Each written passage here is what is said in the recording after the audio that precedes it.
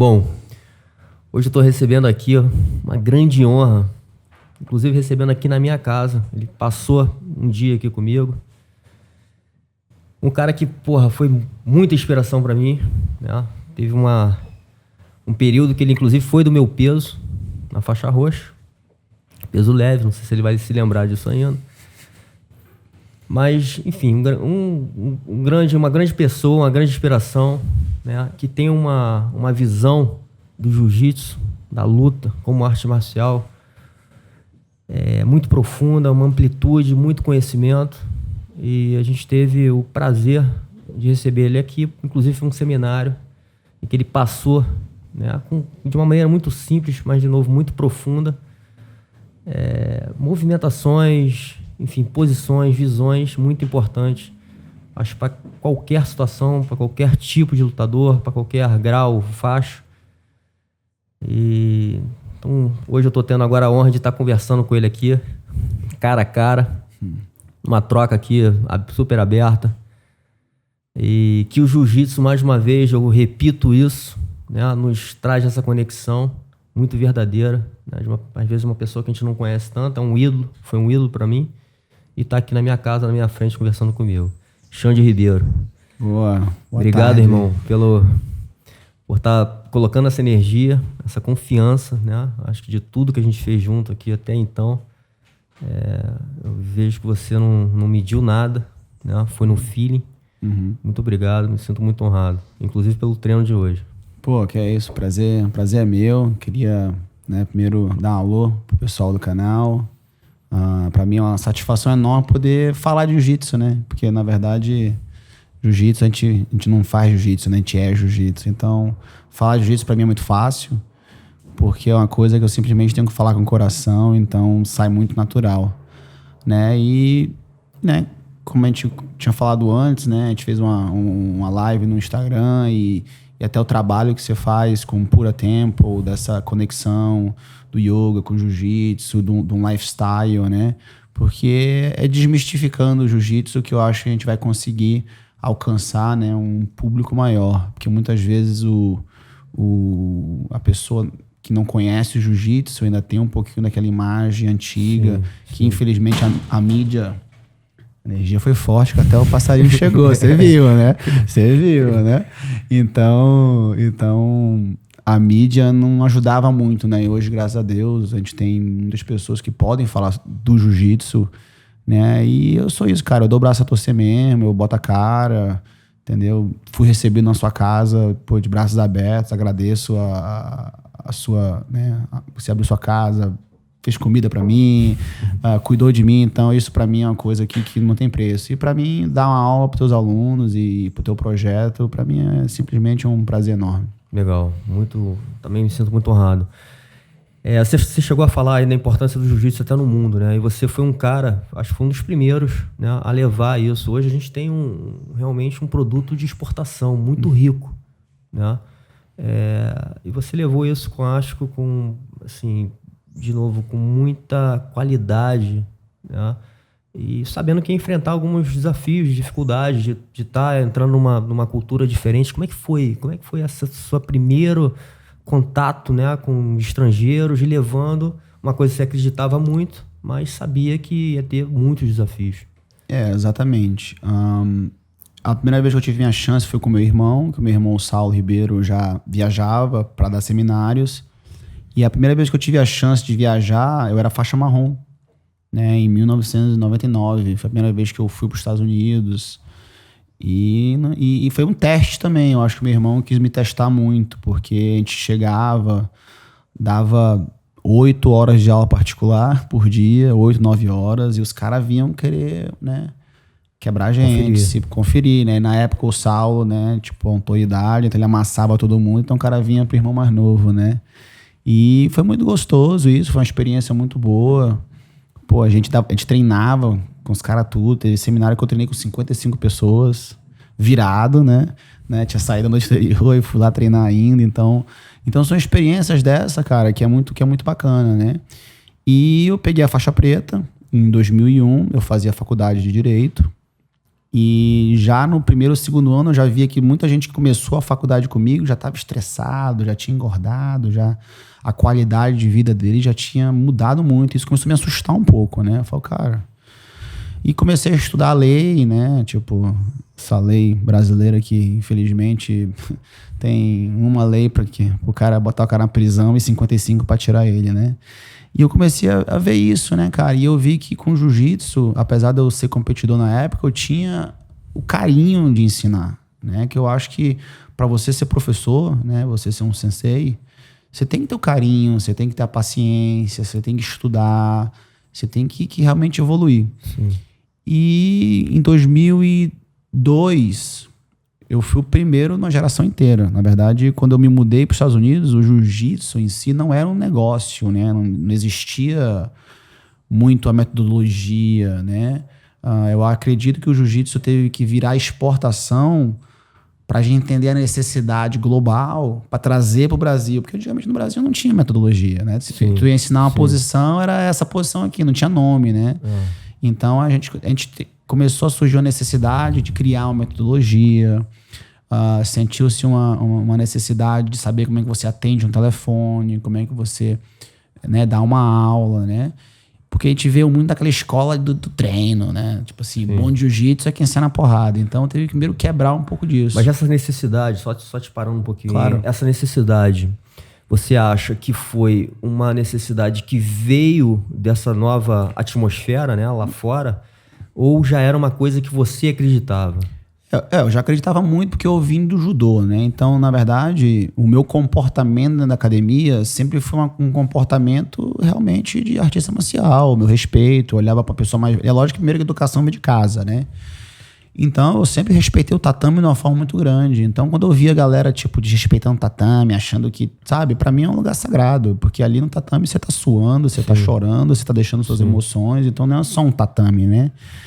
Então, eu já vinha dessa escola organizada de, tipo assim, de valores do tatame. Entendeu? Mas em questão de, tipo assim, de criar entendimento de como passar o jiu-jitsu, eu não tinha isso porque eu só treinava o jiu-jitsu, né? Então eu tive que aprender, na verdade eu tive que aprender negócio, eu tive que aprender inglês, tive que aprender a dar aula de jiu-jitsu. Esses são os desafios, né? Esses são muitos desafios. E, porque tipo assim, você tá num outro lugar, a língua é diferente, culturalmente existem códigos, né, de conduta, enfim, de muita coisa. Você tem que lidar com isso e a parte do business, né? Que assim, dos negócios, como é que você organiza um negócio e você tem que entender um pouco das leis ali do lugar, as taxas, né?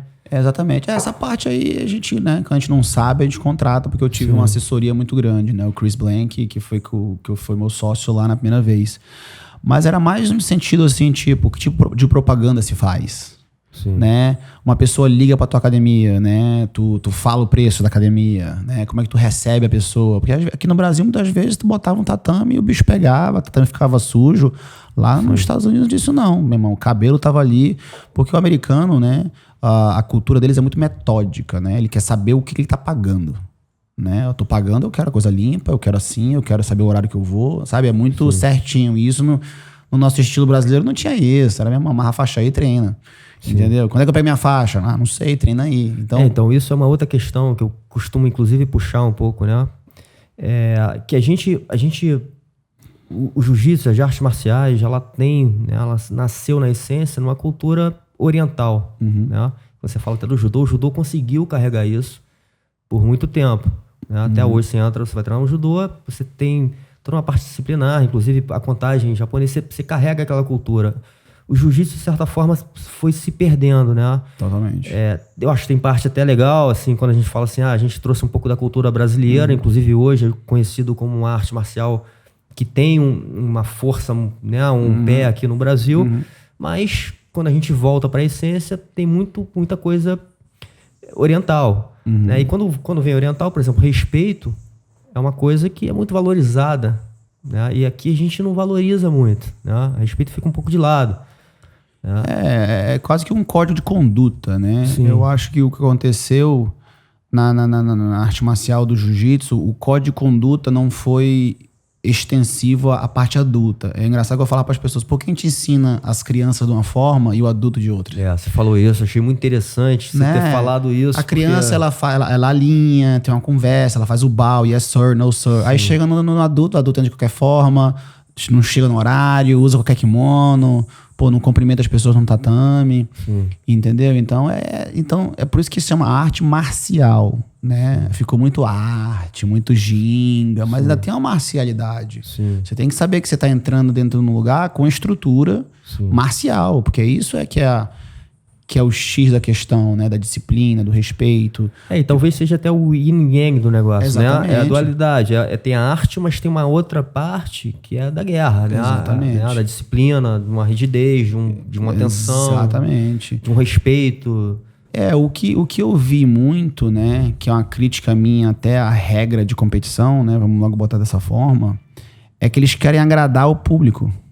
Eu não tenho que agradar ninguém. É lógico que uma academia, né? A pessoa vai ficar na academia, às vezes não é porque você tem a melhor marca, a pessoa é porque o professor é uma pessoa que está ali cuidando, tem diretrizes, tem valores, entendeu? E na verdade, se a pessoa não se adaptar àquilo, ela não vai ser meu aluno, né? Então eu acho que aconteceu um pouco dessa soltura para agradar todo mundo. Acaba que tu agrada todo mundo, você se perde. Porque aí tu não tem mais controle do que tá acontecendo. Daqui a pouco teu aluno tá te respeitando, tu não tá vendo, tá tirando gracinha no tatame. Não tô dizendo que é uma coisa muito séria. Tem que ter gracinha, tem que ter brincadeira, mas na hora ali tem que ter uma conduta de comportamento. Então se perdeu até isso. Até porque isso é treinável, né? Assim, a partir do momento que a gente treina isso, eu acho que você pode até falar dessa sua experiência de vida, que você veio de um colégio militar, né? Então passou por essa experiência real. E o que esse treinamento que a gente faz na academia, disciplinar, a gente acaba levando para a vida. Exatamente. Né? A gente acaba se relacionando com as pessoas de maneira diferente, cuidando, enfim, do nosso ambiente, da família, enfim, tudo a gente leva essa parte disciplinar para casa, para rua, enfim, para o trabalho, né? Exatamente. E continuando do gancho, né, essa experiência de levar o jiu-jitsu pro mundo, né? Eu já dei aula de jiu-jitsu para todas as religiões, todas as etnias, né? Eu já fiz turnê na Europa, que eu fui para países islâmicos, cristãos, comunistas, né? Naquela coisa mais assim, já dei aula para bronco, para preto, para branco. E, cara, o que é mais impressionante, cara, o jiu-jitsu é uma linguagem universal. É animal isso. E hoje, tipo assim, eu até me arrepio quando eu falo, e hoje, uma coisa, por exemplo, em Abu Dhabi aconteceu, existe dentro do Corão uma lei que chama o haram, né? Que, tipo assim, a mulher não pode se expor. No nosso caso, a guarda. E você ter toda uma religião, uma das maiores religiões do mundo hoje em dia, que mais cresce, né? Que é o islamismo. Sim. As mulheres fazendo jiu-jitsu, botando na guarda, raspando, montando, né? Então isso aos olhos dos mais velhos, até dos próprios, né, árabes, ou até muitos russos também, para eles é normal hoje em dia. Não, ela tá se defendendo. Eles entendem que aquilo é uma arte de defesa, eles entendem que aquilo ali é benefício para ela, mesmo que tenha uma linhazinha que fala que é uma coisa sagrada. Sim. Mas o jiu-jitsu é sagrado. Total. Entendeu? Então é isso que a gente tem que ver. E a parte da cultura brasileira que eu acho que se perdeu um pouquinho. Eu acho que ficou muito de qualquer jeito. Faz aí que se arruma. Sim. Sabe? Não existia uma preparação. Então, a minha experiência de ter ido para os Estados Unidos, ter tido que... tinha um cara que entrava na minha academia e olhava assim, mas quem é o professor? Pô, sou eu. Aí o cara me olhava assim porque eu tinha 21 anos. Sabe? Me olhava com uma cara assim, eu já ficava assim... Teve até um aluno meu que uma vez me levou pra casa dele pra comer, né? Pô, professor, deixa eu botar... Não. E ele era negro, né? Ele falou, pô, eu achei muito legal que você não me julgou pela cor da minha pele. Eu falo, cara, eu te olho no olho, irmão. Pra mim, eu boto a mão no teu kimono, você pra mim é um ser humano, não tem diferença. Então, o jiu-jitsu, né? O chão, como o Hélio Gracie falava, é um equalizador. Total. Isso, inclusive, é uma questão, né? Porque isso é uma questão hoje, um movimento mundial aí, né? Que acontece, dos preconceitos e tudo mais. E o jiu-jitsu, ele é impressionante o quanto, naquele momento ali, todo mundo é muito igual. Tudo igual. Tem uma hierarquia, talvez, de faixa ou do seu sensei, mas a gente respeita todo mundo, né? E de novo, isso é uma coisa trabalhada, isso é uma coisa que a gente faz questão que seja assim, e é assim. Exatamente. Né? A gente valoriza muito o nosso companheiro de treino, independente de quem ele seja, meu irmão. A gente não tá olhando pra mais nada do cara. Nada. E a gente tá se conhecendo ali e evoluindo através dele. Incrível. Eu boto o mão no kimono da pessoa, ela vira o meu melhor amigo. Eu roubo a energia de todo mundo, roubo de um jeito bom, entendeu? Porque, cara, é a melhor forma, você tá ali em contato. Por exemplo, uma coisa que o jiu-jitsu, acho que o jeito brasileiro, quando você fala, muita gente fala, o jeitinho brasileiro. Eu falei, não, cara, o que a gente ensinou pro americano é o calor humano brasileiro, não é o jeitinho. Legal. Entendeu? Tem aluno meu que fala assim, pô, sensei, a coisa mais legal que eu aprendi no jiu-jitsu, sabe o que foi? Eu falei, o quê? Eu achei que ele ia falar, que me deixou confiante. Eu não sabia abraçar. Hã? Pô, agora eu sei abraçar. Quando eu vou abraçar uma pessoa, eu me sinto confortável abraçando a pessoa. Legal. Entendeu? Eu tinha alunos que realmente não sabiam apertar uma mão, abraçava esquisito, falava meio pra dentro. Aí depois de um tempo não consegue mais calar a matraca do cara, né? O cara fala pra caramba, abraça, e fica até grudento. Entendeu? Então acho que aí, essa foi a parte bacana, que eu acho que foi a troca da cultura estrangeira com a brasileira. A gente conseguiu ficar mais frio, no sentido, não, é preto no branco, é aqui que a gente faz negócio, é porque é assim que funciona, existe um procedimento que é ser seguido.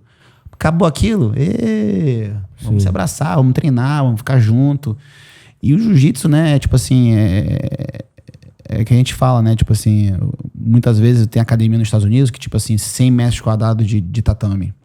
Acaba o treino, aí tu olha, tem 10 pessoas coladas uma na outra depois do treino conversando ainda, porque você sente aquela necessidade de estar perto da pessoa, porque, como eu falei, eu roubo a energia dela, então a gente fica assim... Sim.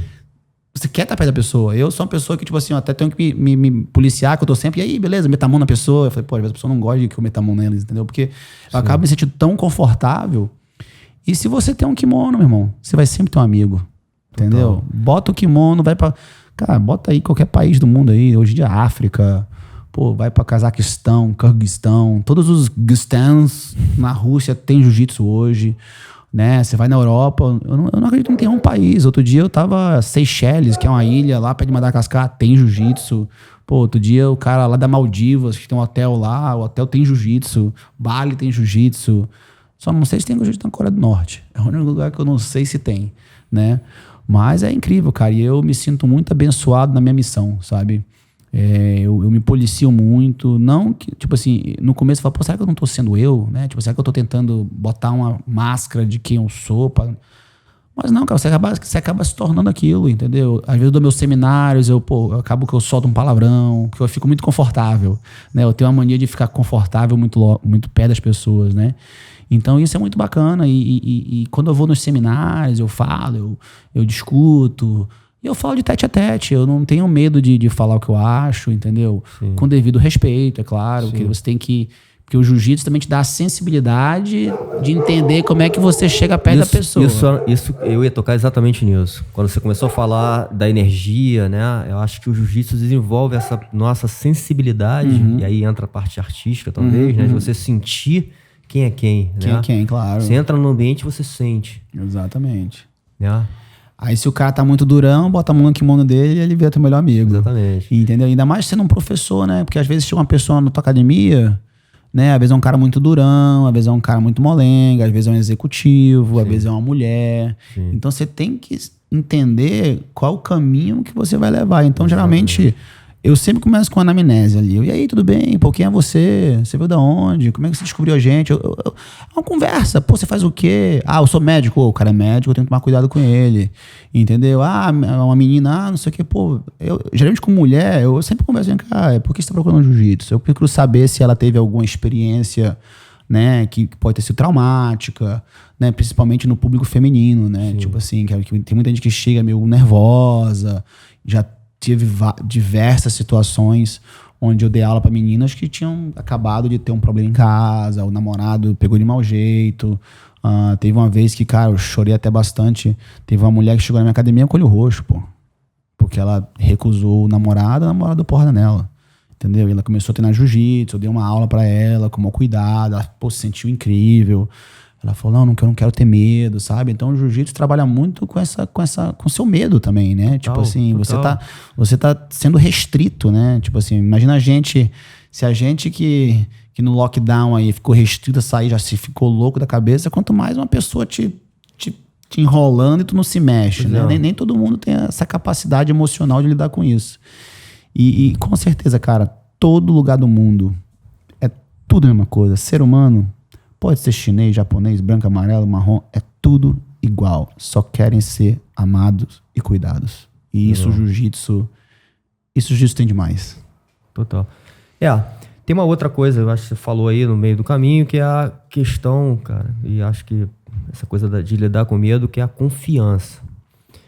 Porque, assim, lógico, como você falou, o jiu-jitsu, depois de um tempo, eu acho que você veio de uma geração ainda que, como você mesmo falou ali no início, ainda poucas pessoas conheciam, né? Você entrou ali num universo ainda meio novo, né? Expandindo o jiu-jitsu.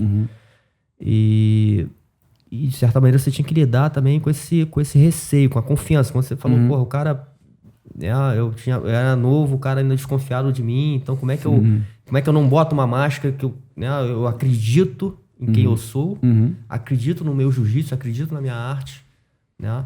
E consigo, de certa forma, lidar com qualquer tipo de problema, porque são vários os problemas, né? Exato. Desde um cara entrar e querer te desafiar, até, sei lá, meu irmão, um cara nem desafiar, mas enfim, ficar ali te dando uma alfinetada pra ver qual é, né? Enfim. Eu acho que, tipo assim, os caras mais perigosos são os mais calmos, né? Então, a gente precisa de muitas pessoas boas, especialistas em violência. Então, eu acho que eu sou uma pessoa boa, especializada em violência. É por isso que eu não preciso ser violento. Teve várias, tipo assim... Eu vou medir, às vezes o cara fala, o cara tá bêbado, aí pega no braço... Tem mulher que, tipo, tem cara que, tipo assim, o cara tá bêbado e pegou no braço da mulher. Aí dá porrada no cara. Eu tenho que medir isso, entendeu? Tipo assim, pô, se você tem uma mulher bonita do seu lado, ela foi no banheiro, você tem que ter consciência que alguma coisa pode acontecer. Então você tem que estar preparado para isso, né? Sim. Então... Pode meter o braço. Então, o jiu-jitsu, né, ele te dá essa confiança de você, né, ter o sabor e o azedume de saber quem você é. Sim. Né? Você não precisa provar pra ninguém. Eu nunca precisei provar pra ninguém, pô. Porque eu acho que eu nunca briguei na minha vida. Mas, Xande, isso talvez seja o teu mindset, né? A gente viu muita coisa também, né, ao longo dessas gerações, e eu acho que é até uma preocupação nossa, assim, como é que a gente entende que o mindset é esse de um cara que tem uma arma, mas ele só vai usar se precisar muito. Exatamente porque ele sabe o que acontece. Exatamente. Quando ele usa.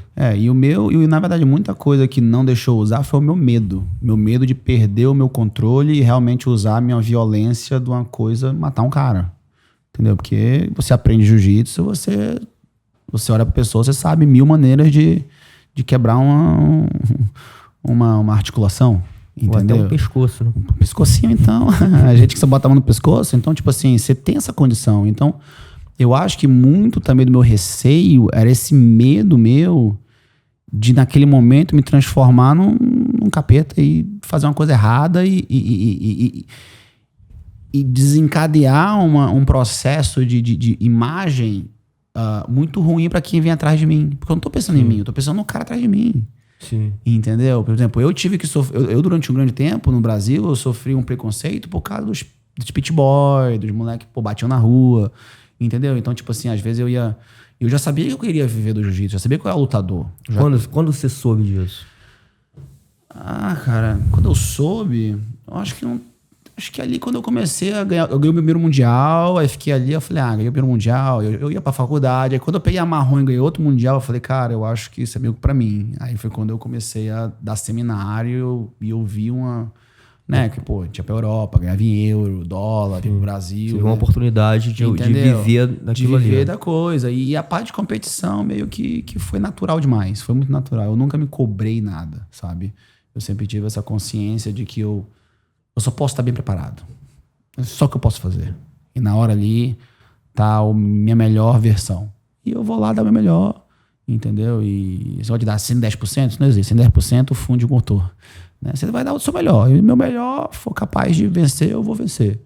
Então, eu tinha... Mas como é que era essa sua preparação? Já que a gente está entrando nessa conversa, né, um pouco da competição, né? Que foi, eu acho que você levou isso até hoje, né? Assim, levou isso em paralelo, porque junto com isso tem o Xande com essa visão mais ampla, inclusive como um businessman, né? Assim, você tem um negócio, você tem uma marca, né? Mas você sempre foi visto também como um grande atleta, né? E como é que era essa preparação? Como é que era lidar com isso, né? Com isso tudo. Eu sei que ao longo do tempo você podia estar mais focado na competição e tudo mais. Depois veio essa responsabilidade que você tem hoje de ter uma marca, de ter uma associação, de ter muitos alunos, né? Para você cuidar. Mas como é que você conta? O que era essa sua preparação e como é que você mantinha isso dentro da sua vida como um todo, né? Eu tive uma grande sorte de ter o meu irmão do meu lado, que a gente sempre trocava de personagem, né? Quando era minha vez de lutar, ele administrava. Quando era a vez de lutar, eu administrava. Mas na minha época, né? Tipo assim, quando eu tava indo no meu ápice, eu acho que a minha geração, ela foi quase que uma transição entre o lutador raiz e o atleta. Sim. Né? A geração depois de mim já foi uma geração muito mais de atletas. O que eu significo com isso? Porque na minha época não tinha suplementação, não tinham profissionais de educação física voltado à preparação física para o jiu-jitsu. Não existia essa especialidade pro lutador. Né? Tanto que hoje ainda é uma ciência que tem altos e baixos. Tem cara que se fala que é uma sumidade na preparação física e o lutador dele não consegue lutar um round. Né? Então, na nossa época, era muito treino. Eu treinava muito, entendeu? Porque a gente lutava, nós éramos lutadores. Nossa preparação física era fazer barra paralela, fazer ali uma ladeira, puxava o pulmão, subia pé da gávea, fazia 1000 entradas de queda. Era muito nesse sentido. Não existia, tipo assim, você ir pro condicionamento físico, aí vai pro quiroprata, aí vai pra massagem. Isso não existia, não. Entendeu? Então teve essa transição. Então acho que até o meu ápice, né, tinha, eu acho que essa diferença. Tipo, fazer preparação física, fazia, mas não eram pessoas especializadas em preparação física. Sim. Entendeu? Hoje em dia é uma ciência. Hoje em dia as pessoas passam o dia inteiro tentando entender o que acontece, né? E o engraçado é que uma das primeiras pessoas que me treinou foi o Steve Maxwell, né? Um americano. Foi a primeira pessoa que abriu minha cabeça para tipo de preparação. Hoje se chama CrossFit, né? Ou funcional, né? Se for botar desse jeito, né? Então eu me lembro que, a primeira vez que ele me deu um treino, ele pegou um kettlebell, eu falei, que diabo é isso? Tipo assim, várias coisas não convencionais. Aí ele me explicou, falou, cara, porque luta, você tem que estar sempre trabalhando coisas diferentes. Você não pode ser só uma coisa reta. Não pode ser só coisa linear. O linear é muito bom para você ganhar uma força específica, para você ficar com uma empurrada mais forte, uma puxada mais forte. Foi quando ele falou, não, você vem aqui. Aí foi a primeira vez que eu vi um cara, não, você vai ali, você vai fazer 10 pó de chinelo, aí você vai fazer 50 flexão, você vai pular na barra e fazer assim. Eu falei, irmão, que diabo é isso? Que é isso? Sabe? Ele falou, não, porque se tu fizer assim, você ganha. Aí eu comecei, e na hora do meu pensamento crítico, né? Analítico, legal, olha só isso aqui. Aí cada exercício que ele me mostrava, eu já conseguia me ver fazendo na luta. Eu falei, que legal. Que no caso seria um funcional, né? Se fosse botar dessa forma. E é lógico que tinha coisa que eu tinha que levantar o dumbbell, né? Esse tipo de coisa que o cara quer descansar. Aí foi quando eu comecei. Eu tô falando de 1999. Entendeu? Então toda vez que eu fazia algum tipo de preparação, eu já fazia isso já. Eu já pensava, então tá, a minha empurrada é aqui, a minha empurrada é ali. Aí tinha dia que eu malhava pra parte de fisioterapia, porque com 18 anos eu tive minha primeira contusão, né? Que eu até lutei o Mundial de 2000 machucado. Né? Eu tava machucado, passei 2 semanas literalmente só fazendo fisioterapia. E dentro da fisioterapia, a minha fisioterapeuta fez o meu condicionamento em cima da minha limitação do meu joelho. E puxava o gás. Então eu falava, caralho, eu acabei de conhecer o cara ali, essa coisa toda fora do convencional. Porque pra mim, preparação física era o quê? Barra paralela. A gente via aquela coisa do Arnold Schwarzenegger, né? A gente achava que o Arnold Schwarzenegger que era o sinônimo de preparação física pra luta. Mas não tinha nada a ver. A parada você tem que fazer vários tipos de coisa diferente, Foi quando depois, eu acho que em 2001, 2002, eu tive meu primeiro contato com a ginástica natural. Aí eu tava fortão, mas aí o Alvinho chegou, faz assim. Meu irmão, deu 2 minutos, não aguentava me mexer. Aí, não, cara, respiração. Eu, como assim? Tipo, o que é respiração, rapaz? Pô, respiração? Respira aí. Não é assim não. Aí ele começou a abrir meu olho pra esse tipo de coisa. Eu falava, cara, eu tô me sentindo diferente. Tipo assim, ele fazia os capalabate, a fole, e quando eu vejo, mexendo minha barriga, eu falo, cara, que conhecimento diferente. Isso eu tô falando em 2001, 2002. Pô, 20 anos atrás. Aí eu falei, cara, eu pensei assim, é uma onda maior do que eu tô achando que é, sabe? Que a gente vê daquele pensamento, barra paralela, treina, porrada. Sim.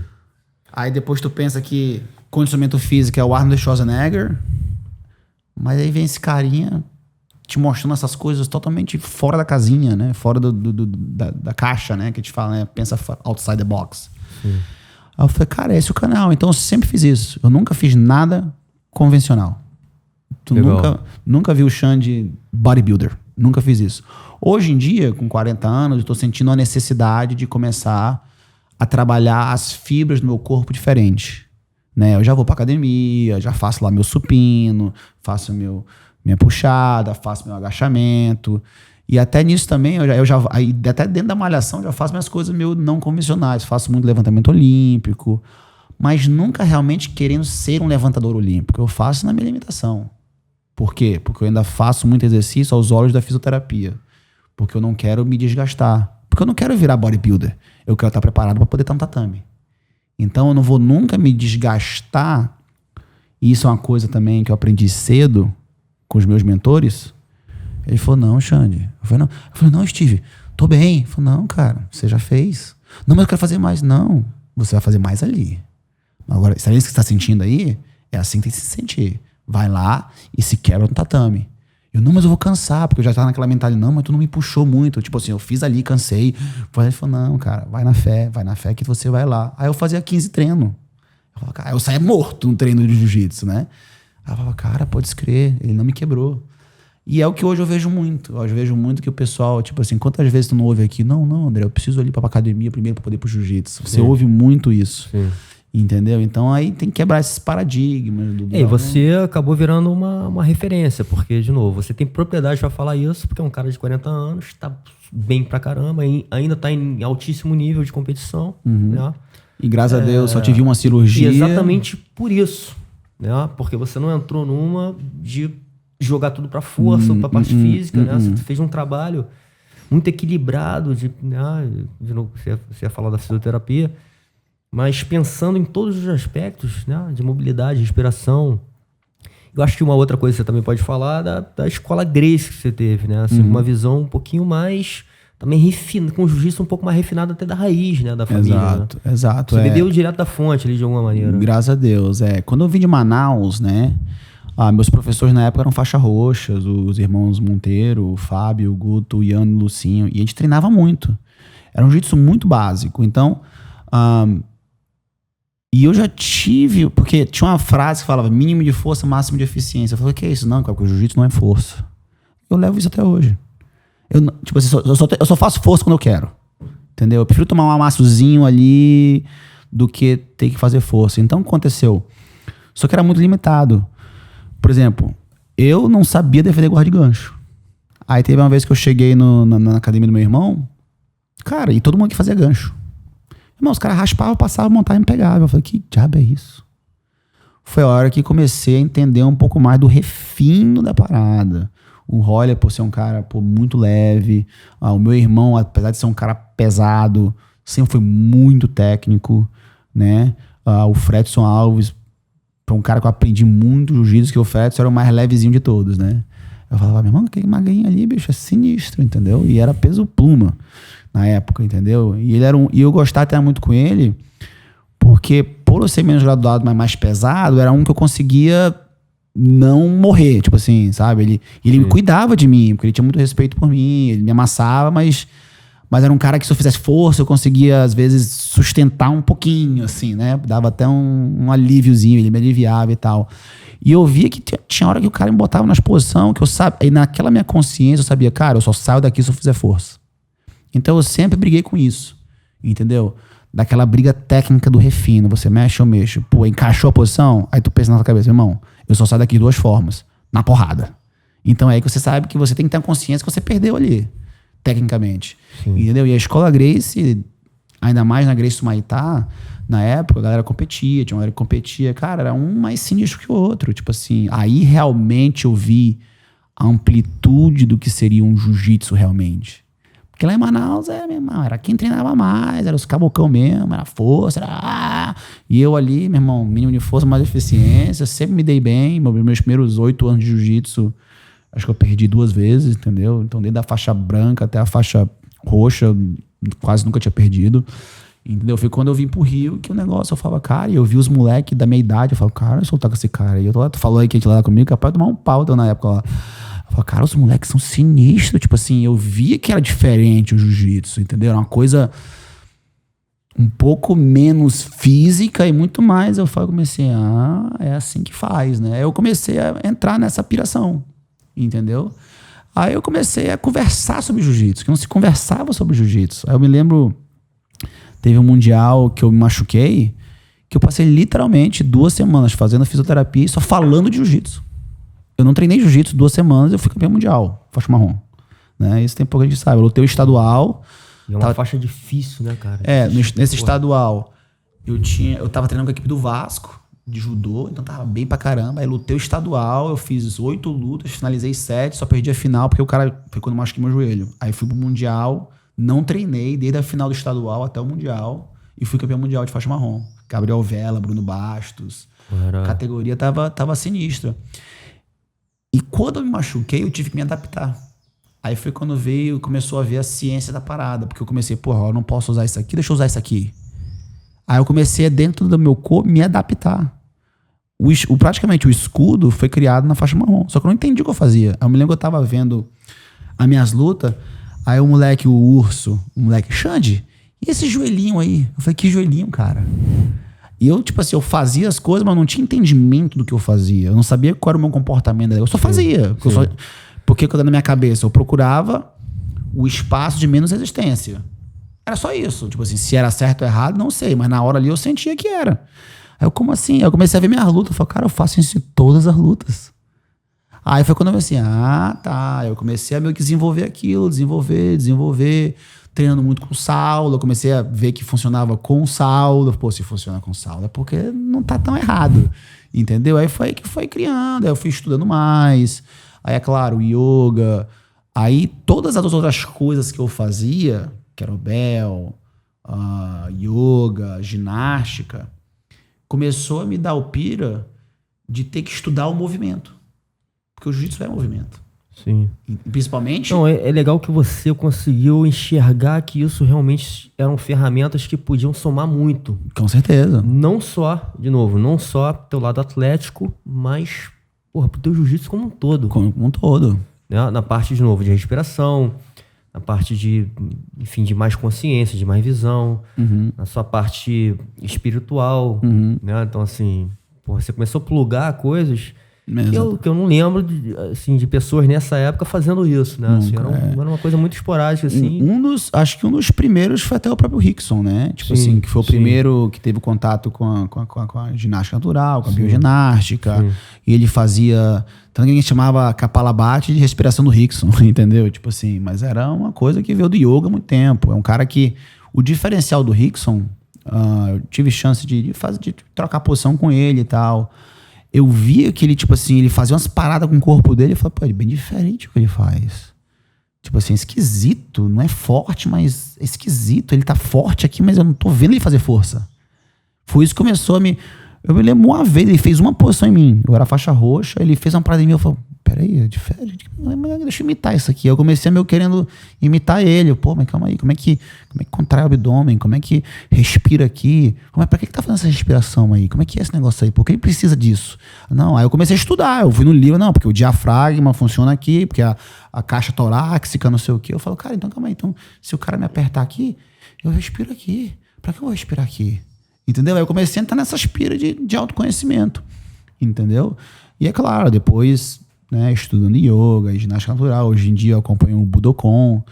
E eu comecei a ver que, na verdade, a mecânica de arte marcial ela é muito similar em todas. Tive chance de aprender com o James DeMille, que é o primeiro aluno do Bruce Lee. Eu, muito tempo atrás, eu achei que Bruce Lee era só um cinema. E eu, graças a Deus, quando eu morei em Ohio, o meu amigo, ele era descendente direto da escola do Bruce Lee. Eu falei, Bruce Lee é filme. Só que aí tinha ele falou, é filme? Ele falou assim, é filme? Toma aí, ó. Eu falei, o que é isso aí? As anotações dele. Eu, hã? Então, James DeMaio, ele decodificou o que o Bruce Lee fazia. Então, quer dizer, ele ajudou o Bruce Lee a entender o que o próprio Bruce Lee fazia. Tem coisas com a letra do Bruce Lee. Eu comecei a ler aquilo assim, eu me senti, caralho, eu não posso falar isso pra ninguém. Fala de energia, fala de vortex, fala de engajamento de core, fala do startle, que é tipo assim, pum, você tem a velocidade de se mexer, da fluidez, do be like water, entendeu? Aí eu comecei a ler isso dentro da parada, tipo assim, eu comecei a me sentir ele. Porque eu comecei a ver várias coisas que ele fazia, que eu fazia com meus alunos. Porque o Bruce Lee, quando ele começou a vir, quando ele chegou nos Estados Unidos, o que ele fez? Ele começou a ensinar os alunos dele, não a metodologia. Ele ensinava os alunos dele o que eles precisavam saber para tentar bater nele. Que era isso que ele fazia. E eu me vi fazendo isso com meus alunos. Legal. Tinha um cara que era pernudo, ó, tu vai ficar bom em triângulo. Tinha um cara que era curtinho, ó, tu vai ficar bom de passagem. Eu comecei a moldar meus alunos pro que eu precisava. Porque eram bons. Mas eu me colocava na posição adversa para tentar lidar com aquilo. Eu vou fazer uma outra casada com um cara que faz meia guarda. Eu pegava um lá, aqui ó, tu aqui ó, faz isso aqui. Aí eu passava uma semana treinando o cara só naquilo. Aí eu me botava na posição e eu tinha que defender a posição. Entendeu? Então foi muito legal isso. Aí veio o James DeMaio e falou, não, vem cá, deixa eu te ajudar aqui a meio que botar um sistema. Foi quando foi criado o Jeet Kune Do. Porque o Bruce Lee veio do Wing Chun. Sim. O Wing Chun não tinha nem... E, na verdade, muito do diamante, da troca de posição do diamante, vem muito do Wing Chun. Que é controlar o centro, que é você estar sempre mexendo a mão, não é você empurrar, é você desviar. Então, eu vi muita similaridade. Então, para isso, você tem que ter uma cabeça muito aberta, né? Eu acho que... Enfim, é difícil julgar, assim, mas... O jiu-jitsu por muito tempo ficou muito fechado, né? Tipo assim, porra, não quero... Luta livre não, meu irmão. Wrestling não. São caras que são... Porra, karatê, inimigo, né? Então, assim, a gente era muito fechado, né? É só jiu-jitsu. E, enfim, eu acho que você teve uma cabeça mais aberta de falar, não, cara, a gente, de certa maneira, tá tudo um pouco conectado. Tudo. Inclusive, tudo é jiu-jitsu, aquilo que a gente falou. Tudo é jiu-jitsu. Tudo é jiu-jitsu. O que começou um pouco no jiu-jitsu nesse sentido, que você tá falando, foi até o próprio barreirismo, né? Não, tu não pode treinar com aquele cara. Às vezes tinha um cara que eram amigos, vizinhos, mas eram proibidos de treinar. Por quê? Não pode saber minha técnica. Aí ficava naquela. Aí, eu me lembro, nessa época, assim, mas por quê? Eu já me julgava assim, por que esse cara é meu amigo? Por que eu não posso treinar com ele? Que porra é essa? Não faz sentido, meu irmão. Quem é tu? Tu é meu professor, tu me manda em mim, pô. Quem manda em mim é meu pai. Aí quando eu cheguei no Rio, tinha esse negócio. Esse Maitag, esse barra, não sei o quê. Aí eu via que, tipo assim, aí eu já vi que o Rickson, na época, né, ele juntou um seminário que era Saulo. Aí o Saulo já treinava com o pessoal da Aliança um pouquinho, com o Bolão. Aí eu já vi que o Saulo já não ele já meio que, não, meu irmão, eu quero treinar com meus caras aqui, porque o Saulo faz judô com todo mundo. Aí no judô todo mundo se encontrava. E quando eu comecei a treinar com judô, eu vi que toda a equipe olímpica de judô que iam se pegar, treinavam juntos, para evoluir juntos. Eu falei, cara, isso é estupidez, esse barreirismo. Então, acho que o jiu-jitsu estagnou um pouco por causa disso. Tanto que quando o jiu-jitsu foi para os Estados Unidos, o americano também não entendia isso. Vem cá, tô te pagando, por que eu não posso fazer isso? Aí veio aquele primeiro impacto. Peraí, eu tô te pagando, tu não me manda em mim? Peraí, que lealdade é essa que eu tenho que ter? Tipo assim, o americano tem muito disso. Sim, E muitos brasileiros tentaram impor isso. Não, você não pode fazer aquilo. Aí os gringos, meu irmão, não. Então lá por exemplo, nos Estados Unidos é bem comum os open mats, o tatame aberto de domingo, todo mundo treina junto. Entendeu? Para ter essa circulação, é claro, com mídia social, hoje em dia, YouTube, não existe segredo mais, entendeu? Só o diamante que tem que estar pessoalmente ali para sentir a pressão.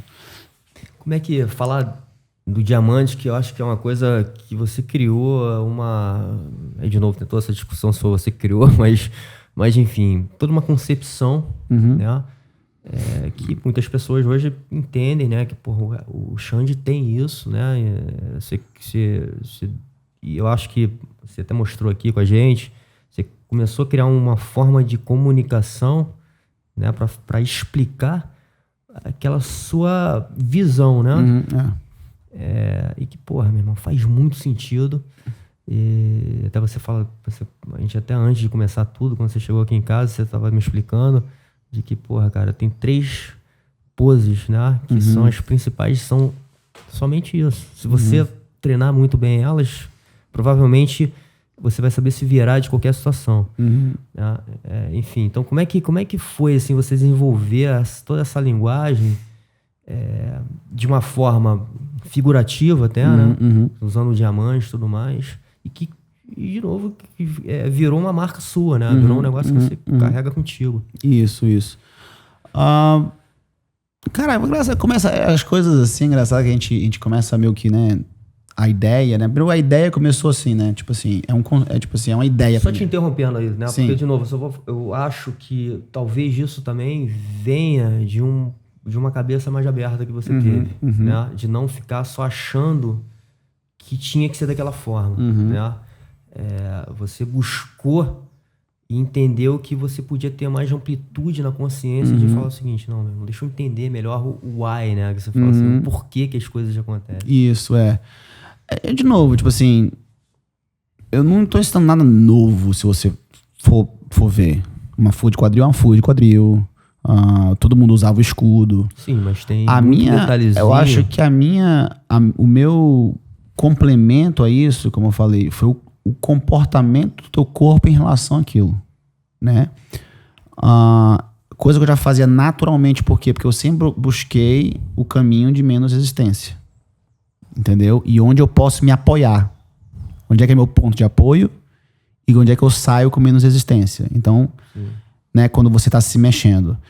Já no caso das conexões, né, que a gente fala da conexão dos diamantes, né, era muito porque o Saulo passava minha guarda. Eu falava, cara, como é que esse cara não vai passar minha guarda? Aí eu pensava assim, brother, se eu colar o meu joelho no meu cotovelo, ele não vai chegar do meu lado. Porque para o cara chegar do meu lado, eu tenho que abrir o espaço, né? Então começou de uma coisa muito assim, muito simples, né? Eu vou ficar aqui. Sim. Que eu chamava, na verdade, tatu, né? Vira tatu. Era como eu chamava antes, né? Mas, pô, tatu, tem que usar um nomezinho mais maneiro e tal, né? Aí, o que aconteceu, né? Veio daquela história, eu nem sabia que tinha esse negócio, né? Pressure creates diamonds, né? Diabo é pressure creates diamonds, não sei o que. Eu falei, que diabo é isso? Eu fui botar no Google, pressure creates diamonds. Aí tava lá, não, porque o diamante é formado na pressão. Pô, pressão é o Saulo. Porra, só pressão, né? Aí não sei o que, aí temperatura e pressão. Pô, temperatura é o quê? Velocidade, né? Tem a gente fala, né? Só quem sabe a temperatura da panela é a colher que tá mexendo.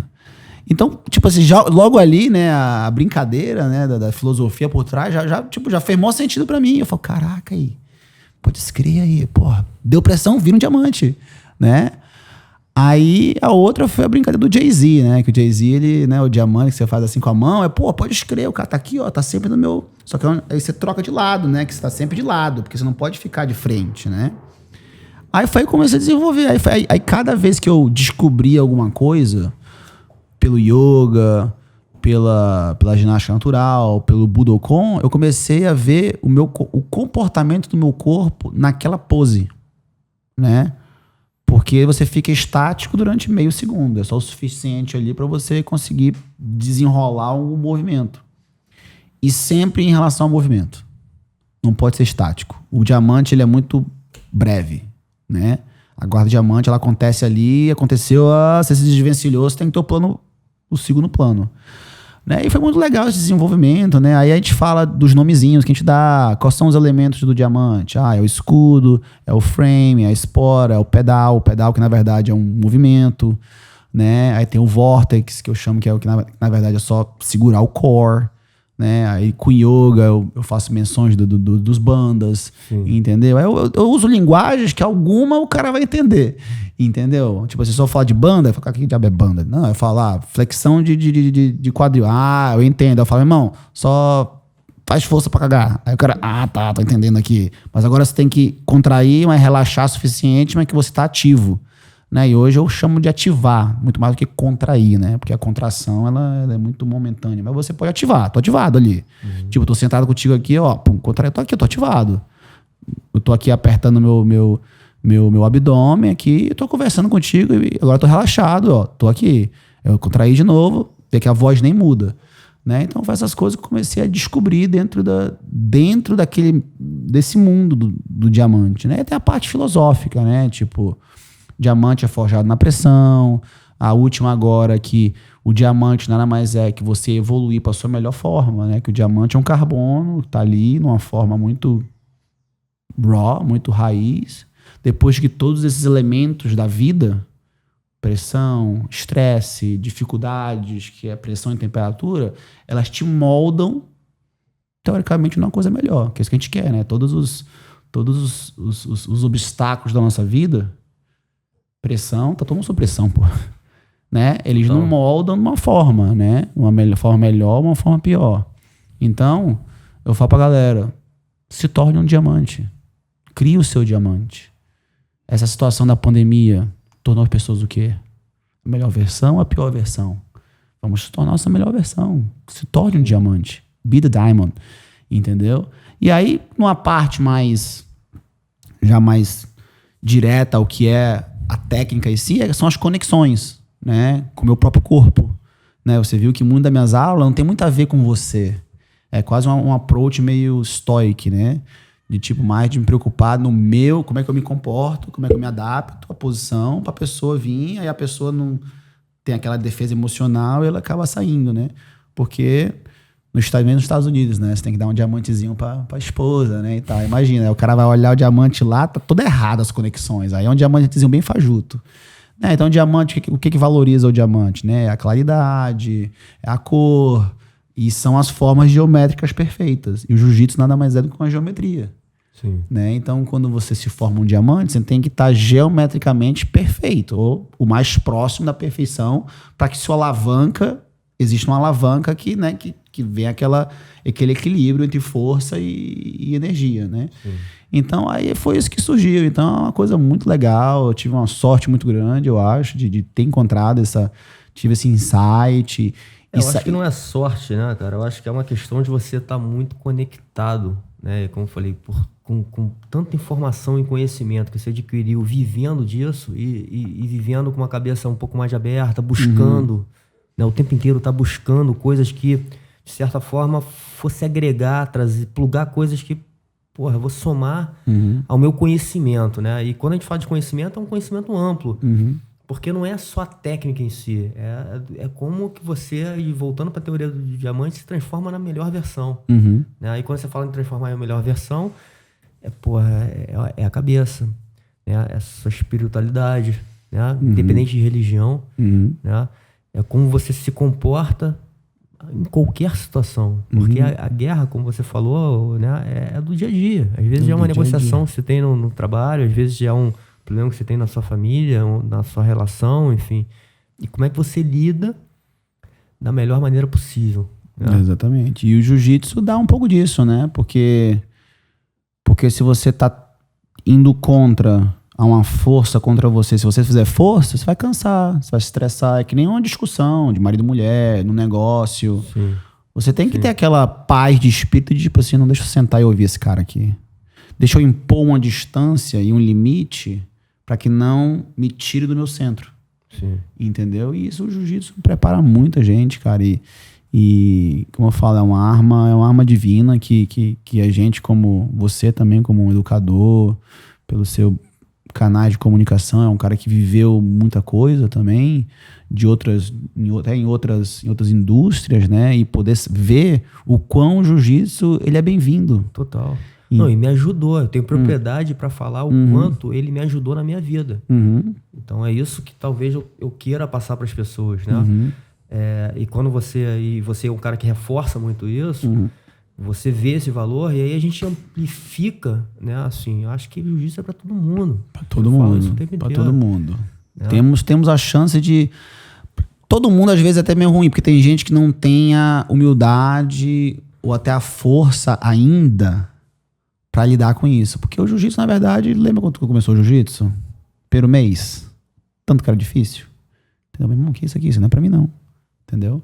Sim. Então, hoje em dia, nós como educadores, nós temos que criar métodos onde a pessoa ela se sinta confortável até de começar a apertar de novo. Entendeu? Então, tipo assim, é um estica e puxa, sabe? Não dá pra chegar só e, irmão, porque senão espanta o cara.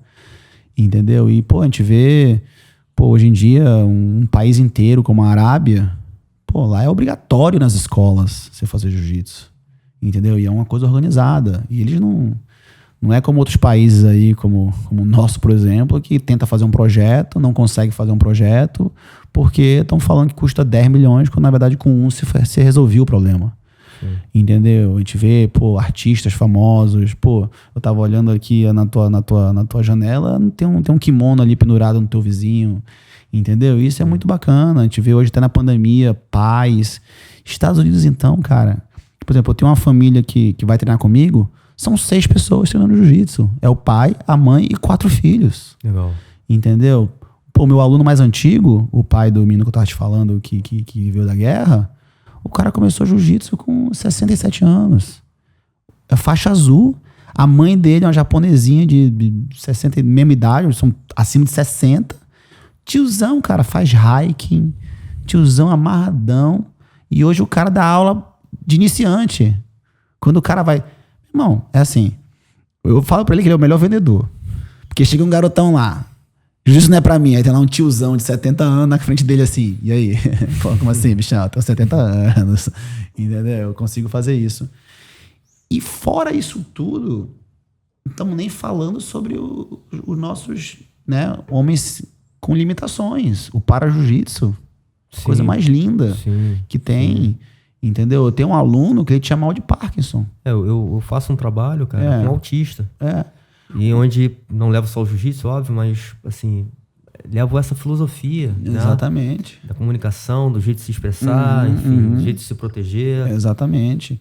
Por exemplo, esse meu aluno é um chefe de polícia lá nos Estados Unidos. Ele começou o jiu-jitsu, ele tinha 71. E ele já chegou com mal de Parkinson, né? Mas no jiu-jitsu ele não tremia. Ele andava assim, tipo, bem... Tu vê que ele bem travado andando. Mas no tatame, era uma pessoa, tipo assim, totalmente... Tu não sabe... Tu não veria que ele tinha mal de Parkinson. E no tatame, ele cansado, ele sentava, conversava contigo, fazia assim. Aí quando ele tomava o banho, voltava, aí você via que ele tinha mal de Parkinson. Até a própria, de novo, mencionando a Federação de Abu Dhabi, o para-jiu-jitsu é lindo. Gente sem perna, sem mão... Pô, autista, como você falou. Eu dei aula para várias pessoas paralíticos da cintura para baixo. E muito do diamante veio também ensinando, da movimentação de ombro, dos espirais, veio muito de eu ensinar os caras que não tinham movimento nas pernas. Porque eu tive muita contusão, que eu tive que me limitar, entendeu? De não poder usar minha perna. Sim. Pô, se eu não posso usar minha espora, eu uso meu escudo. Aí às vezes eu tô do lado que eu não posso usar o escudo, eu uso a espora. Então, toda até a minha limitação me ensinou muito. Entendeu? A se adaptar, né? Que é uma outra coisa que eu acho que o jiu-jitsu também nos mostra muito, assim, uma maneira de se adaptar às condições. Exatamente. Então, quando eu falo, o jiu-jitsu não é pra mim, eu falo, cara, eu te dou 10 motivos que você não tá sabendo o que tá falando. O jiu-jitsu é pra você, o jiu-jitsu é pra todo mundo. Só não é pro fraco de cabeça. Pro cara que, de repente, é orgulhoso, não é humilde. Né? Até conectando um pouquinho com isso que você falou, né? Tem uma experiência que você teve, a gente estava até falando disso aqui em off, que foi com o pessoal do exército americano. Né? Os caras que foram para a batalha, que perderam amigos, que estavam na linha de frente, que tem um mindset ali muito diferente. Inclusive, eles voltam com uma cabeça difícil, né? Assim, de voltar para uma realidade, para a família e tudo mais. E você teve a experiência de lidar com esses caras também, né? Com certeza, é uma energia diferente. Existe uma fundação que é o We Defy Foundation, lá nos Estados Unidos, que só trabalha com como é que seria? Trauma pós... Tem um nome, né? Tem um nome nisso aqui no Brasil. PTSD, Post-Traumatic Syndrome, né? Que é nos Estados Unidos, né? Tipo depressão pós-parto, seria o equivalente, né? Sim. Então, o que acontece muito isso, porque... Uma coisa que a gente não comentou ainda, que eu acho que é interessante do jiu-jitsu, é aquela que você se sente abraçado por uma comunidade. Você se sente parte, né? Que a gente chama do belonging. Sim. Então, muitas vezes, quando o cara sai de uma situação dessa, de guerra, onde o cara tá 100% do tempo stressors, entendeu? Os hormônios do estresse estão o tempo inteiro, entendeu? E às vezes ele volta, ele se sente meio que fora da casinha, ele sente que ele não pertence mais àquele meio. Então, o jiu-jitsu, de certa forma, ele recria a guerra, que é uma guerra ali, meu irmão. Primeiro que é uma guerra interna, né? Você tem que brigar com você mesmo e brigar com uma pessoa em movimento querendo te estrangular. Então isso, cara, isso é muito grande. O jiu-jitsu salva muita gente. Tem gente, é claro, que é um nível de PTSD que às vezes precisa de um remédio ou precisa de um tratamento psiquiátrico um pouco mais evoluído. Tem pessoas que fazem uso da cannabis. Tem gente que, entendeu, faz jiu-jitsu. Então cada um, tu tem que encontrar qual é o teu próximo vício, né? Sim. Porque o vício do cara que foi pra guerra é o vício da adrenalina, é o vício meu irmão, qual é o próximo que é um próximo a me atacar? Então você tem que quebrar um pouco essa barreira, né? E eu tenho vários alunos que são professores da Six Blades nos Estados Unidos, que são diagnosticados com PTSD e são pessoas completamente normais. Mas tira o jiu-jitsu deles, aí vira um problema, entendeu? E como eu falei, toda vez que vem um veterano de guerra, a gente dá desconto para eles. Muitos deles, às vezes, por essa tensão emocional, não ficam em emprego muito tempo, entendeu? Tudo aborrece eles, entendeu? Então, o jiu-jitsu é quase que um equalizador, né? Ele abranda muito esse intuito.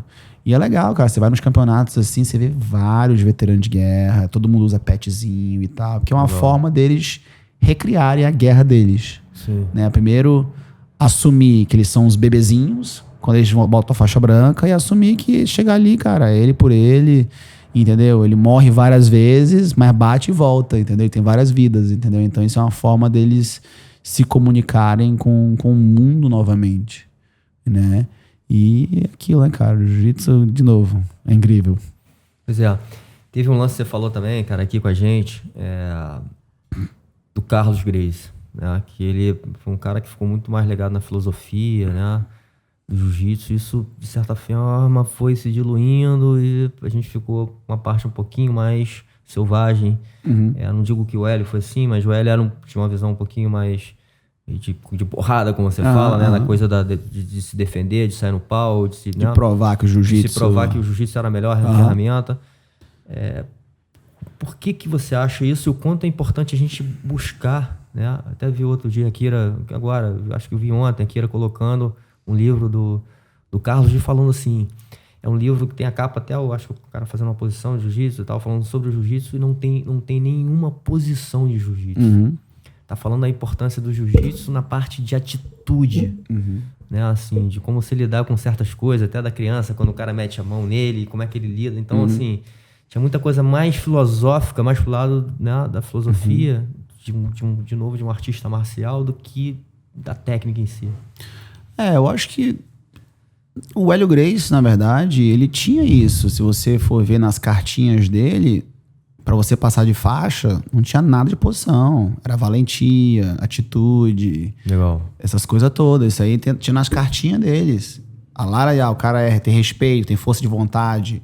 Ele tinha isso. Só que quando ele ficou muito focado em provar a eficiência do jiu-jitsu, né? Ele focou mais na porradaria, o que é natural. Isso é muito natural. Sim. E o que ficou famoso foi isso. Entendeu? E o Carlos, se você vê, tipo, tanto que tem os 10 mandamentos do Carlos Gracie, que, tipo assim, postaram isso há 5 anos atrás. Você tá entendendo? Então, o Carlos, se você vê nos livros de história da família Gracie, fala que ele era um espírito ali, que ele era médium, que ele era o xamã da família, que ele ficou muito focado na dieta. Então, eu acho que ficou porrada e dieta. Eles esqueceram um pouquinho da parte da filosofia, que o Carlos, Sim. como um mestre, né, podia ter sido mais explorada. O que significa os 12 mandamentos? Sim. Entendeu? Você tem os mandamentos ali, mas Sim. o que significa cada um? Tem ele falando isso? Tem alguém que pode desenvolver do que uma frase? Porque uma frase é uma frase. Sim. Mas por quê? O que é, né, ter paz de espírito que nada possa te tirar o seu equilíbrio? E aí, como é que faz isso? Sim. Falar é fácil, né? Como é que é isso? Então a gente perdeu um pouco disso, da parte filosófica da coisa mesmo, de explicar a conversa. Porque a conversa do jiu-jitsu pode ser muito mais do que como é que tu faz essa posição. Mais do que como é que tu lida com esse problema, qual é a tua opinião em relação a isso. Então é muito bacana essa parte e ficou perdido um pouco, né? Eu me lembro, isso é uma coisa bem engraçada, tipo uma história que aconteceu em 1993. Eu vim lutar o brasileiro aqui da Mameluque, lá na Hebraica. Logo antes da minha luta, eu só até, tipo, você vai ver essas coisas acontecem comigo, assim, né? Eu me lembro que até eu conheci o Reison Gracie na época. Ele fala, não, porque o Reison foi um que levou o jiu-jitsu a Manaus. Ele já tinha conhecido, na mesma viagem, eu conheci o Hélio, né? Não.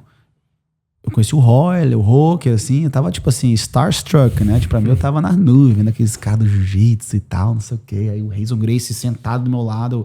Reison Gracie. Tudo que era Gracie, assim, né? Era tipo assim, era que nem os Kardashians, né? Tipo, uau. Né? Se tivesse um Instagram naquela época lá, eles tinham 1 milhão de seguidores. Aí, cara, logo antes da minha luta, pararam o campeonato pra um seminário do Carlos. E eu fiquei ouvindo ele assim, tipo assim, nossa, o Carlos Gracie, eu fiquei ouvindo. Só que o cara que ia lutar comigo começou a mexer o saco do meu lado, eu querendo ouvir o Carlos. E tipo assim, tem várias passagens assim que ele falava de humildade, de atitude, de respeito. Várias, tipo assim, eu pegava várias coisas, porque o cara ficou mexendo o saco. Eu falei, pô, bicho, deixa eu ouvir aqui o cara aqui. Ele falando da dieta, falando de você ser falando muito de justiça. Então, tipo assim, só um flash do que ele falava. E eu tinha 12 anos, né? Então, tipo, tem coisa que eu não entendi o que ele tava falando. Aí eu fiquei olhando, pai. Eu comecei a focar nele indo, até esqueci que eu ia lutar. Eu fiquei ouvindo aquilo que eu tava, caralho, o Carlos Gracie. Tipo assim, meu Deus, entendeu? E a gente conhecia muito o Hélio, né? Até mesmo porque o Hélio era muito falado, mas o Carlos nem tanto na minha linhagem, né? E quando eu descobri que o Hélio tem um irmão, tipo assim, uau, são 4 irmãos, né? Então aquilo ali me interessou muito. E eu fiquei olhando. Aí acabou, ele saiu, ele veio vindo, aí abriram o portão. Eu não me esqueço, ele botou a mão no meu ombro e sorriu pra mim. E eu fiquei assim. Aí ele olhou assim, baixinho, um pouco mais alto que eu na época, assim. Aí tocou assim, riu pra mim e passou. E aquilo me marcou muito, sabe? Falei, cara, que cara especial. E eu sempre levei isso, sabe? Que eu tive esses momentos assim, que acho que os espíritos dos samurais, do jiu-jitsu antigo, me tocaram ali e eu tento levar isso pra frente. De repente não é pra todo mundo, de repente nem todo mundo tem um entendimento pra isso. Sim. De repente, como eu falei, acho que muitas vezes um cara pra aprender o meu jiu-jitsu, ele tem que meio que esquecer o dele um pouquinho e tirar um pouco daquela crença concreta que a pessoa tem e tentar aprender a minha visão. Sim. E de repente adaptar o que consegue, né? Então foi daí que as coisas aconteceram. Então eu acho que tem muita coisa, tem muita gente começando a levar essa visão muito mais, não é nem estilo de vida, né? Muito mais de se tornar jiu-jitsu, né? No dia a dia, como usar o jiu-jitsu como uma arma do bem. Legal. E você participou de um projeto aí, junto com o teu irmão, do University Jiu-Jitsu, né? Que vocês fizeram um livro que já tem um pouco isso, né? Essa questão tanto da metodologia quanto da filosofia, né? Mostrando uma visão um pouco mais ampla do jiu-jitsu. Fala um pouquinho desse projeto. Você me explicou aqui em off, mas foi interessante porque você foi classificando as faixas, né? A forma do mindset. Porque o Saulo é outro gênio, né? Tu conversa com ele, é um cara inteligentíssimo, tem uma visão. A gente tem. É engraçado que parece que a gente é a mesma planta, mas saiu 2 frutas diferentes, né? Então o interessante é isso. Né? Ele tem uma visão, tem outra, mas a gente tem um fundamento muito, muito único. Né? Mas é claro que ele tem a experiência dele, eu tenho a minha experiência. Aí que meio que foi a diferença, né? Ele é mais o Hélio, eu sou mais o Carlos, se botar dessa forma, assim, de temperamento até, né? Então, quando começou o projeto do livro, né? Lógico, tem técnicas e tal, né? A gente queria fugir do livro. É assim que você faz isso, né? E eu me lembro que, se você for lembrar do meu seminário, eu sempre meio que falo muito, né? Eu falo assim, galera, eu preciso meio que criar um entendimento do que eu vou fazer. Porque se eu só mostrar o que está acontecendo, porque a pessoa tem que entender o que está na minha cabeça para eu mostrar o que está acontecendo. A sua visão, do jeito que você... né? E o que eu acho que é, de novo, muito interessante é o why, é o porquê que acontece dessa forma. Exatamente. Então, o Jiu-Jitsu University, né? Primeiro veio de uma ideia que a gente teve de que as academias de Jiu-Jitsu eram academias, não eram escolas. né? Porque na verdade teve a University of Jiu-Jitsu, que virou Jiu-Jitsu University, né? E a gente tirou muito isso do Instituto Kodokan, porque o Kodokan tem bibliotecas, tem estudo, tem sala de estudos, tem a filosofia do judô. A gente queria trazer isso pro jiu-jitsu, né? A gente não quer que a mãe fale, vou levar meu filho pro judô. Tem que levar meu filho pro jiu-jitsu, entendeu? E a experiência ser muito, muito parecida, né? Voltando um pouquinho, só abrindo um parêntese aqui antes de falar do projeto, que você falou, tua experiência, nanana. O que acontece muito no jiu-jitsu, por que a gente não chega em todo mundo? Porque muitas vezes você vai em 10 academias diferentes, você vai ter 10 approaches diferentes. Vão ser 10 experiências diferentes. Pode ser uma experiência muito boa, uma experiência muito ruim. Sim. Entendeu? E geralmente é aquilo, né? A primeira impressão é que fica. Então, é isso que acontece. Se você vê no judô, você pode ir no judô lá na China, na África e no Gabão. Você vai ver que é em fundamentalidade igual. O cara sabe que ele tem que ir um kimoninho bonitinho, que ele tem que fazer o bao, que ele vai formar, que ele tem que ter uma postura. Já nas academias de jiu-jitsu, infelizmente, você não sabe qual é a postura que você tem, né? Porque é naquele lance. Então, qual foi a ideia do Saulo, né? Eu ajudei ele na parte de consultoria, do que mostrar e tal, mas é um livro que é totalmente a cabeça dele, né? É uma coisa que eu acho que eu divido com ele, porque foi meu professor. E eu fiquei muito mais na parte técnica. O que tu acha que é melhor e tal. Então, a minha contribuição foi essa no livro. Eu tô no livro também.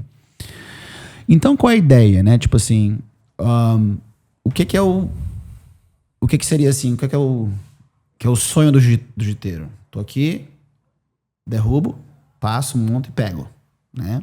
Sim. Só que essa não é a realidade. A realidade do faixa branca é o quê? Primeiro você vai estar por baixo, muito. Você vai estar muito por baixo. Você vai morrer várias vezes, né? É isso que acontece. Aí depois você escapa, né? E a gente subentende-se, né? Lógico que tem vários escapas. Dá uma barrigada da montada, você cai por cima, né? Mas geralmente você escapa de uma situação, mas você ainda tá por baixo. Sim. Quando você tá por baixo, você tem que sobreviver estando por baixo. Numa forma que seja um pouco mais benéfica pra você. E eventualmente você cai por cima, né? Quando você cai por cima, a luta acabou, né? Você tem que chegar numa situação e acabar a situação, né? Isso aí, mais ou menos, é o caminho, né, teórico, né? O mundo perfeito do jiu-jitsu. Sim.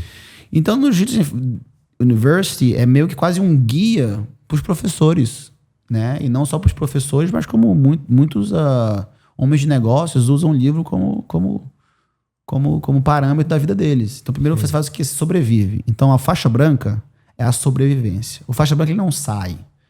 Você tem que explicar para o faixa branca como é que ele se comporta numa situação de desvantagem, né? Então, tem muitas posições de mão, o que fazer, como respirar, como se posicionar. Porque quando você se posiciona bem numa posição de defesa, na verdade, o teu adversário que tá por cima começa a se sentir desconfortável. Sim. Essa que é a pira da parada. Que faz a tua defesa ser quase que a escapada, no caso, que já é o outro capítulo. Em vez de botar faixa, vamos botar o capítulo branca, né, o método branca e o método azul. Que já é escapar das coisas.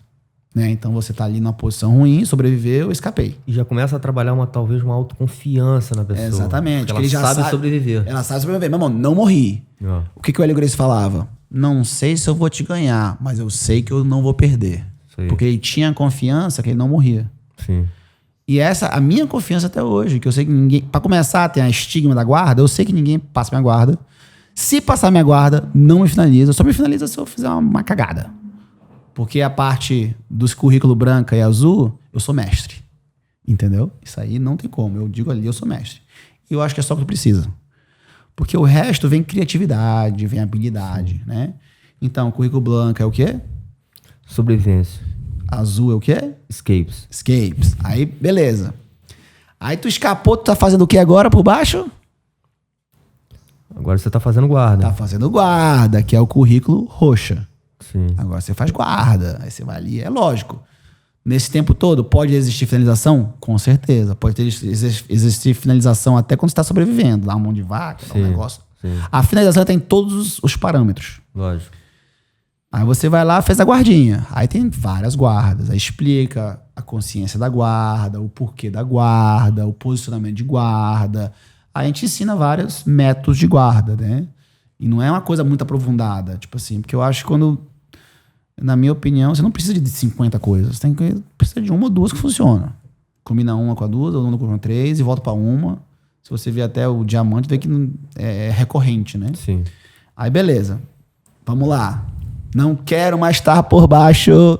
Tô por cima agora. Fez a raspadinha. Pá. Aí é o currículo marrom. Que o faixa marrom que não sabe passar guarda, não é faixa marrom. Porque qual é o objetivo? Estar por cima. Não é estar por baixo. Entendeu? No final é isso, né? Hoje em dia o BJJ, né? American Jiu-Jitsu, que seja, agora o negócio é puxar pra guarda. E ficar na guarda. Ninguém levanta mais. Então, é o marrom. Aí a gente faz passagem de guarda, transição de montada, pegar as costas, e é mais chegar em posições, que é a faixa marrom. E quando chegou na posição, você faz o quê? Você acaba a luta, que é o currículo preto. Que aí você tem a capacidade de finalizar a luta em todas as situações. Então você vira um especialista. Então tudo, na verdade, quando você chega na preta, tudo que tá da marrom para baixo acaba. Porque só interessa o quê? Sobreviver e finalizar. Tudo que é no meio é uma orquestra que acontece, estratégia. Eu deixo o cara passar aqui, agora eu pego ele ali. Entendeu? E a gente vê muito faixa preta que não consegue finalizar ninguém. E quando finaliza é na grosseria. Tá, que mais vê? É boca estourada, faixa branca ralado, saindo da academia porque o cara foi grosso. Entendeu? Porque o faixa preta, ele é um guardião da sociedade. É isso que eu falo. Ele é o guardião do faixa... Se um faixa branca sai da tua academia por causa de um faixa preta, porra, bicho, eu tenho que realmente voltar e falar, meu irmão, que faixa preta é esse? Entendeu? Porque nós somos guardiões da sociedade. Sim. Voltando tudo isso que a gente tá falando, de filosofia, é a gente, pô, olha na rua, eu vejo atitude errada, pô, lixo no chão, pô, andar na rua, ver lixo na praia. Peraí, cara, que porra é essa, meu? Que ser humano é esse aí que não consegue pegar um lixo e botar no lixo?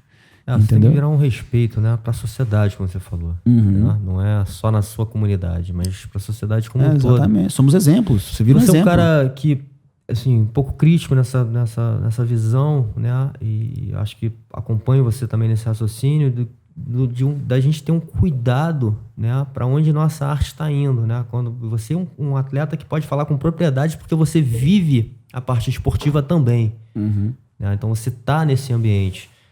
Mas o risco é a gente entrar e ficar muito forte só no aspecto esportivo e deixar tudo isso que a gente está falando aqui, das grandes potências, né, e poderes do jiu-jitsu de lado. Exatamente.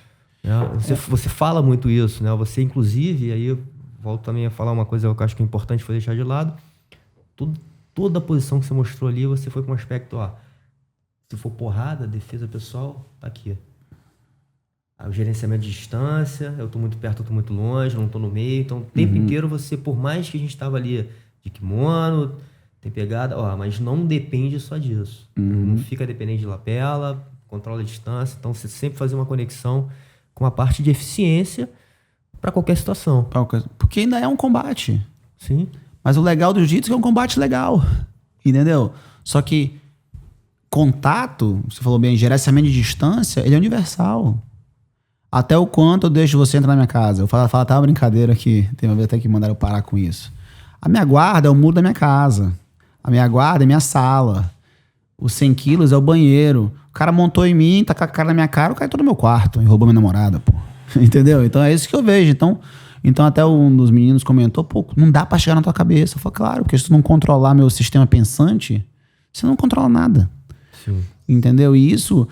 Pelo esporte ser tão legal, perde-se um pouco disso. Então, na verdade, existe, é claro, a parte de defesa pessoal, como técnica, como classe, como metodologia, mas o jiu-jitsu em si, pode ser até o do esporte, é defesa pessoal. Tem que ser pensado, talvez. Não tem que é difícil você falar, mas assim, talvez seja legal a gente não tirar essa visão, né? Porque, de novo, tá focado, inclusive, na visão do Hélio de ser muito eficiente. Exatamente. Pra qualquer situação. Pra qualquer situação. A gente não sabe o que vai acontecer. Pode vir um cara com a faca, com a arma, com porra. Não. Porque não é treinado esse awareness, essa atenção. Sim. Entendeu?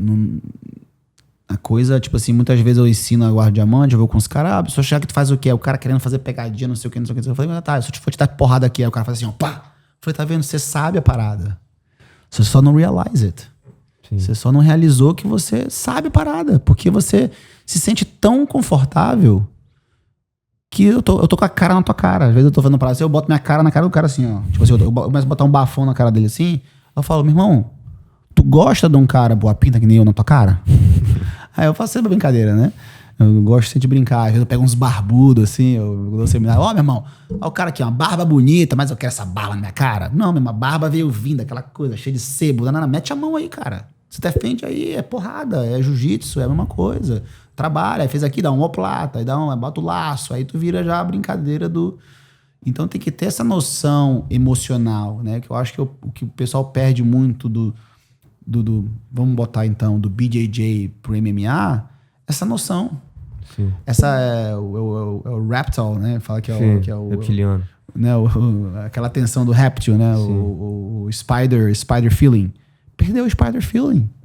Entendeu? Porque tá acostumado com muita coisa fun. Por que de repente eu penso assim? Porque eu cresci com 11 anos de idade fazendo jiu-jitsu, eu tava uma tapa na cara aprendendo jiu-jitsu. Eu não matava, meus professores não me batiam. Fazia o solto.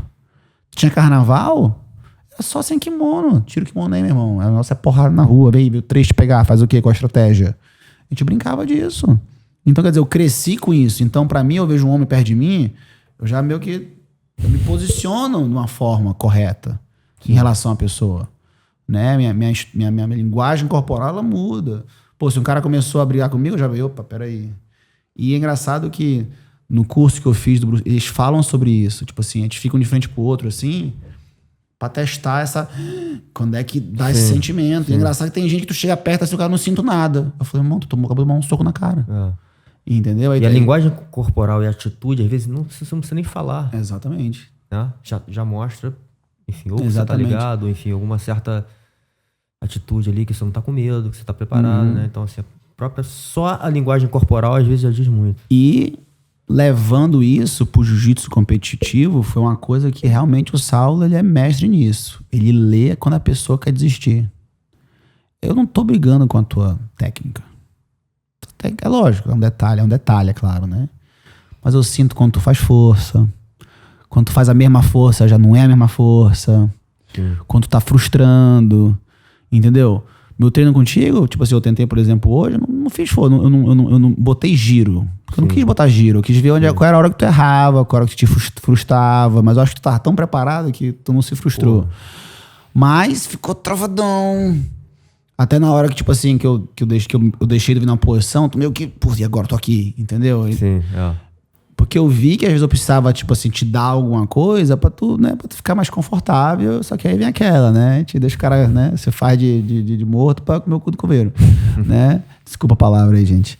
Mas é essa brincadeira, essa beleza do jiu-jitsu, entendeu, cara? E eu acho que até sela essa nossa nova empreendimento aí, né? Que a gente tem vários projetos que eu puder te ajudar e tu me ajudar, porque a gente precisa treinar, cara. Total. Eu não tenho amigo que eu não treino.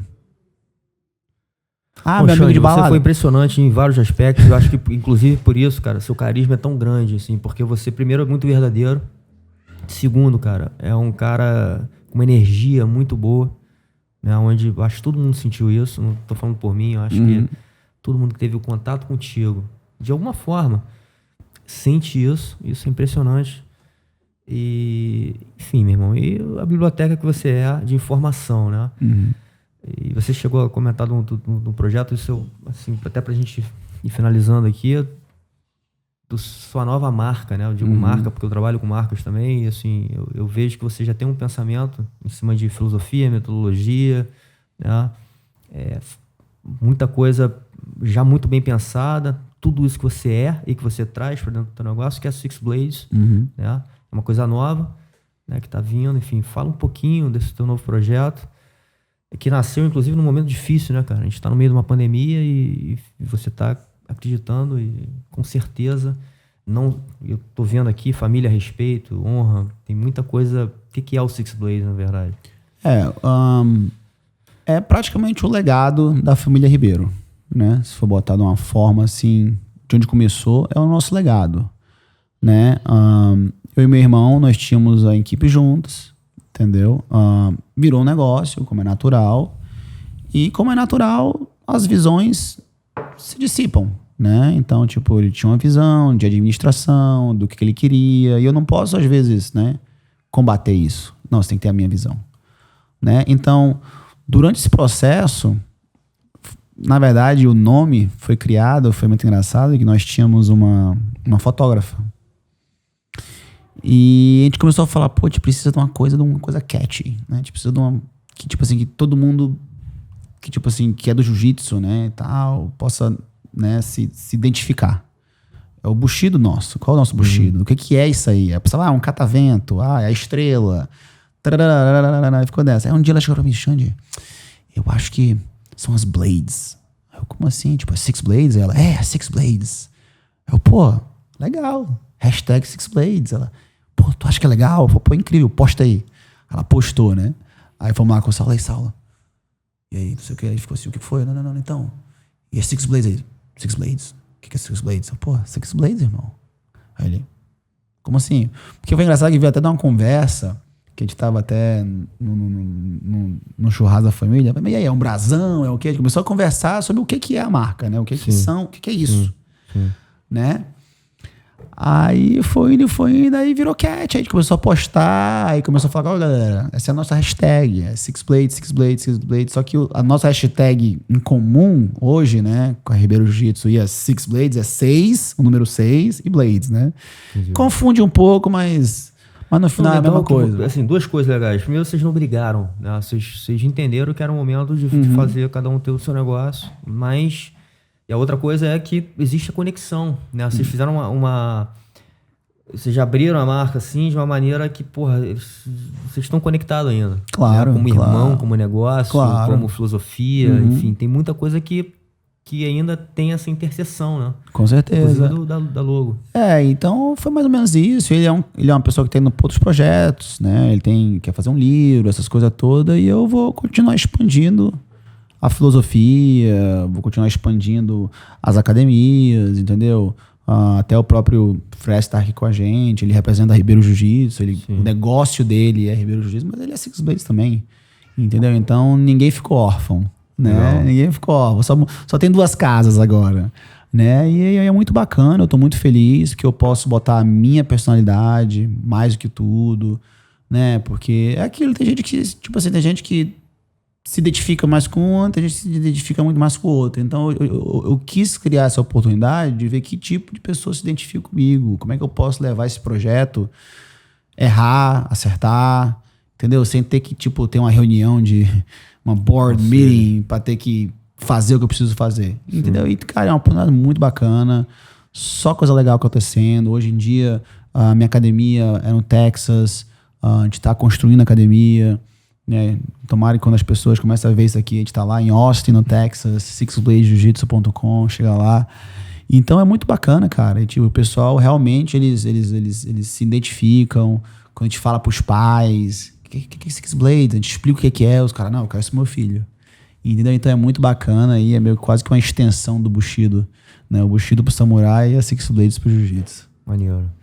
Irmão, não tenho como te agradecer tudo que você tem feito aqui com a gente. Né? De novo, a energia que você colocou no projeto, o tempo que você se dedicou, né, cara? Eu sei o quanto o nosso tempo é valioso.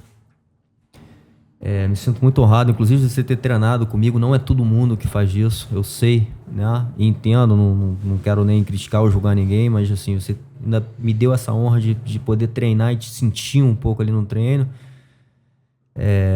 Enfim, irmão, espero que a gente inicie uma conexão aí, que a gente esteja trocando mais e quem sabe fazer outras coisas juntos. Claro.